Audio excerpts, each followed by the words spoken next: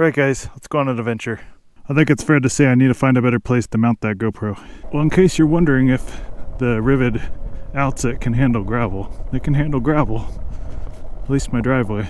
Today we're going to go on a short little adventure up a mountainside. I'm going to take the beginning of this trip a little easy. Make sure I have enough range to do what I want to do. It'll be interesting to see how bad the microphone is. I have a windshield on my Royal Enfield Himalayan that probably blocks a lot of the wind that I'm running through right now. So at least I don't have to worry about you missing the sound of the motorcycle because it's a quiet motorcycle to begin with. Yeah, this is also kind of a test just to see how far I can go on this bike in the cold. It's already down to 95%, which is not the greatest right before winter time, so the temperatures are starting to dive down. Not really the best time for lithium batteries. In case you're curious, right now I have it pinned in eco mode.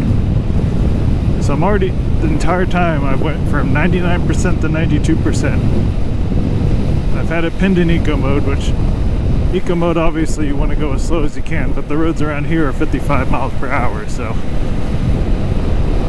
there's only so much you can do. Construction area is closer to 45, so maybe I can get away with trying to save a few of the amps here.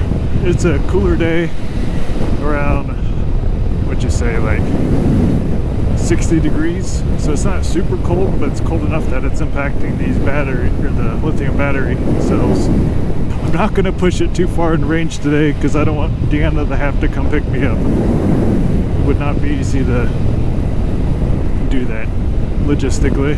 If you plan on getting the 70 miles of range, you're probably not going to do it on hilly roads. I'm about to go up 1,000 feet here, so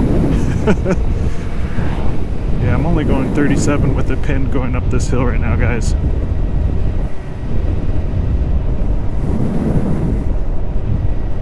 That's what 71 amps of power it gives you.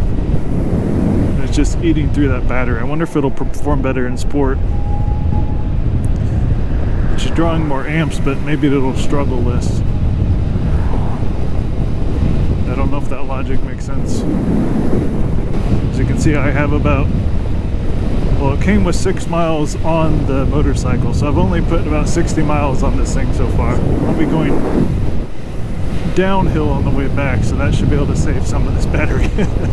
Yeah, making this video, if some of you other folks live in rural areas, are curious how this thing handles in a bit rougher terrain than you would find in a city.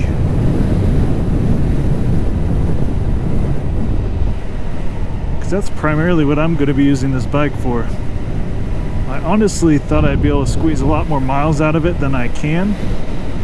Like I said, it's kind of bad timing with this bike. I got it right before winter time, and I'm assuming the battery is probably going to perform a lot better there in the summer time and the fall. I mean, technically it's still fall, but it's a chilly day, and I'm going up 1,000 feet, so.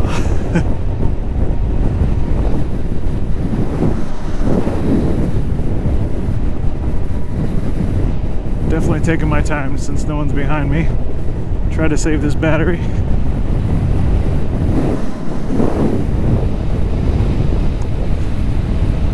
Post the link in either one of those things that pops up across the top or the description. Watch out for those potholes in the middle of the road. Oh, the Aerial Rider Kepler. When I took the Aerial Rider Kepler e-bike up this, I had to pedal my butt off to get up 1,000 feet, but it made it. And I still had some battery to spare. I will not be pedal assisting this motorcycle. Epic through here. The view. All I can hear right now is wind blowing against my helmet. I do not hear the motor at all. So we're at 72% now.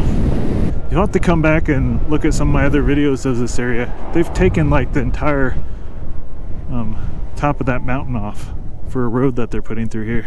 Let's take a look at Lover's Leap, shall we? Try to save this battery as much as I can here. But there you go. The Ryvid Outset with some epic scenery behind it. This is my first time coming up this way this winter. Last time I came through here, there were a bunch of leaves on these trees.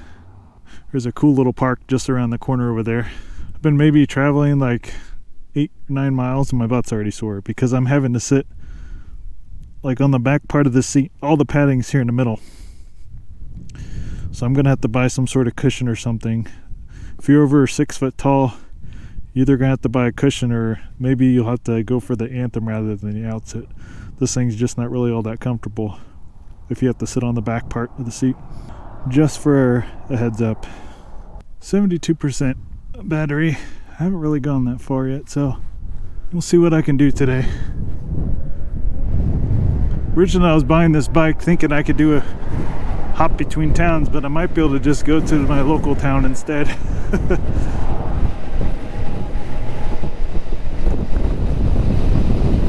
Just too much elevation change for this bike. Again, I'll have to try this again in the spring and summertime to see if the range is a bit better when it's not so chilly outside. I'm only going to take this down to about 60% before I start heading back, because I want to make sure I can get back. There is actually a place to charge my bike in a near town if I had to, but I did not bring my charging cable. Basically, any time but the winter, I think I should be getting better range than I am right now. Alright, we just made it up to 3,000 feet of elevation. I think this is a good place to turn around. I think there's an RV park around here. I might actually go check out that RV park real quick. I'm not sure where it is. Oh, really cool thing about this bike, look at this. I just flipped on reverse. If you don't want to use your leg muscles,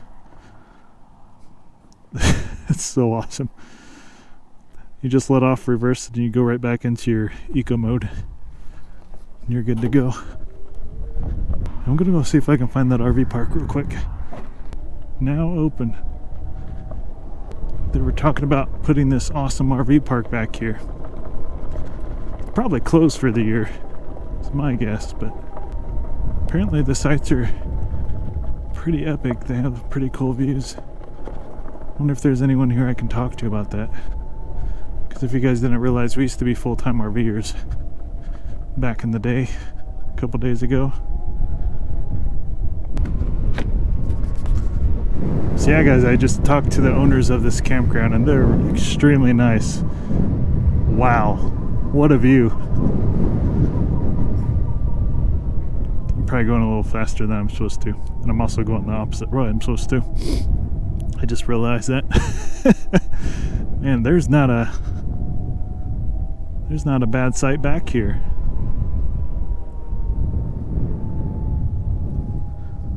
Look at, you get this view the entire way around. Talk about a luxurious campground.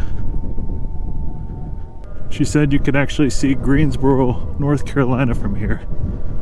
I'll have to, once I get up to the top here, I'll have to take a look. Yeah, you can see Greensboro. There's smoke out there. Oops, I didn't mean to hit the horn. My bad. There's some ponds down there. Some drainage ponds. Very cool. Yeah, you can see Hanging Rock State Park and Pilot Mountain over there. That is really cool. We did some hiking videos there. If you ever want to look through our video catalog. Yeah, this bike is good for local exploring, not so much going on an adventure across the country. It's just not what it's made for. Yeah, here's the real test.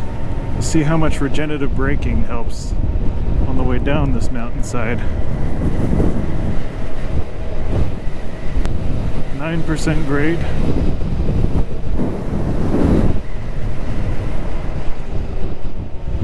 I don't know if it's gonna get above 35 amps when I go down a steeper part. But yeah, the eco mode really helps you brake around turns if you just let go of the throttle.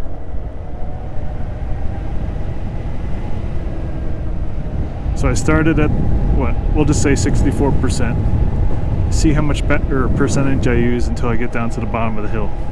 There's still a couple little hills I have to go up. Yeah, like right now I'm using 3 amps going down the hill.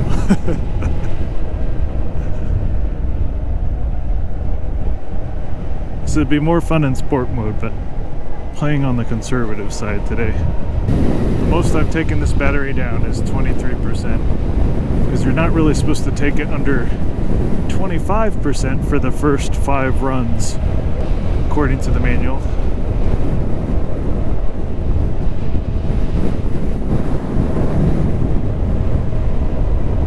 Seems like the most regenerative braking I'm getting is around 35, 37 amps.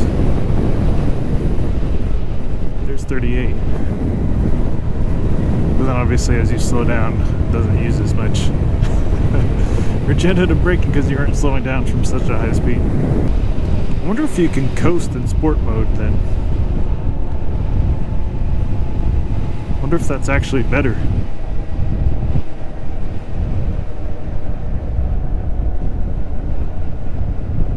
Yeah, I don't really even have to accelerate much because I can just coast down the hill in sport mode.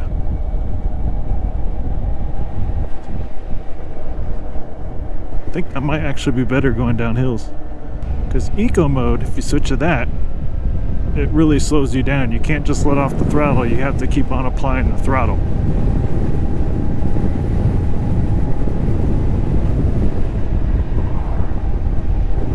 To keep a good speed going down the hill so you don't get ran over by traffic. So sport mode, ironically, might actually be more economical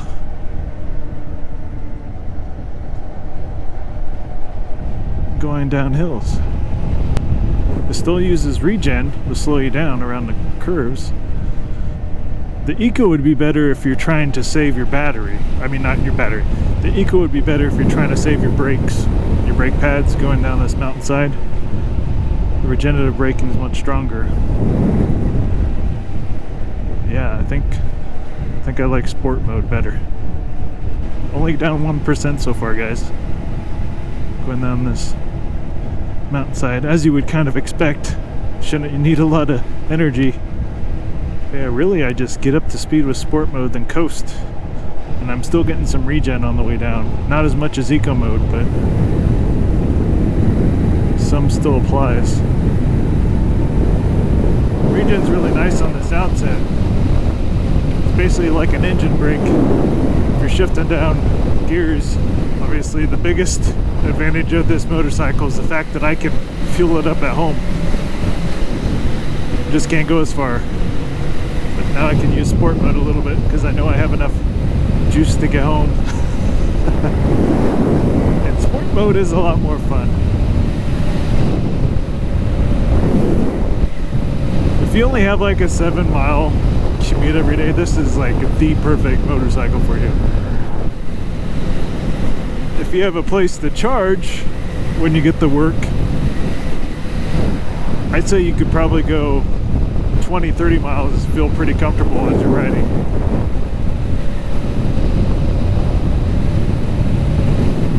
But it all depends on what kind of riding you have to do. If you have to hop on the interstate, if you just need to go on 30-mile-per-hour roads, it all depends on what kind of riding you'll be doing.